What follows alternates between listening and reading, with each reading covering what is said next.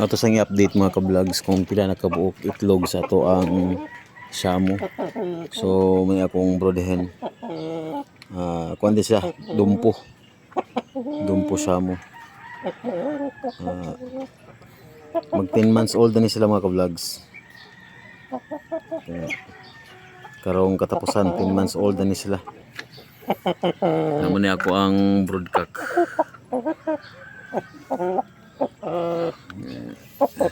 Ay god. Ito may akong broodcock same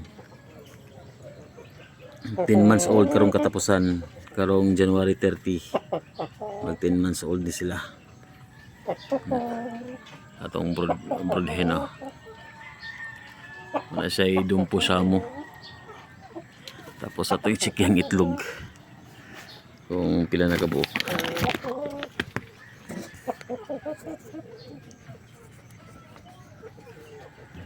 So 1, 2, 3, 4, 5, 6, 7, 8, 9. So 9 eggs. So nanasay 9 eggs mga ka-vlogs. So nakagwapa to ang dumpo. So mga kuan na sila mga ka-vlogs, mga gentle giants kay na sila. Ang dagko ni sila pero mga buutan, dili ni mga maldito.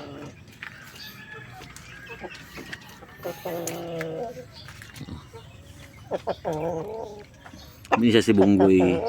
Si Bunggoy. Ngayon nagpagkaon. Ito siya si Inday.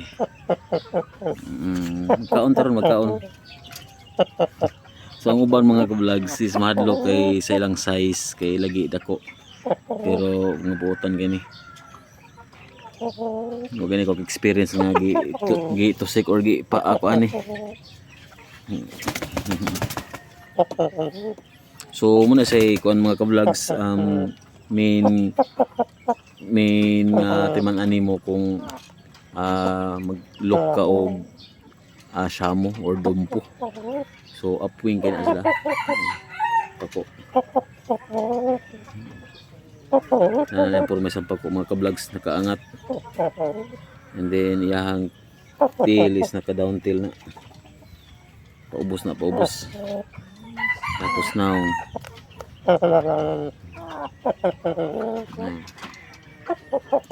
down tail mga ka-vlogs. Yan na yung ikog. Basta dumpo Shamu. Yung braso sa paa. Stapik na lang barog.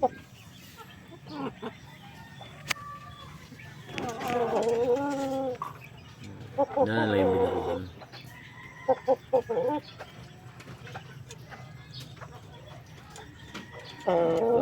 Broodhen.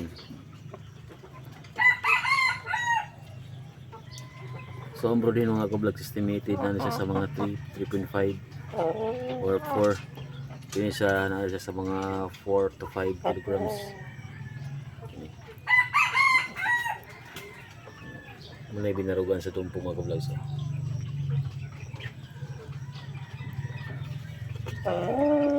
So 3 more eggs or 4 more eggs maglumlum na akong Shamu mga ka-vlogs.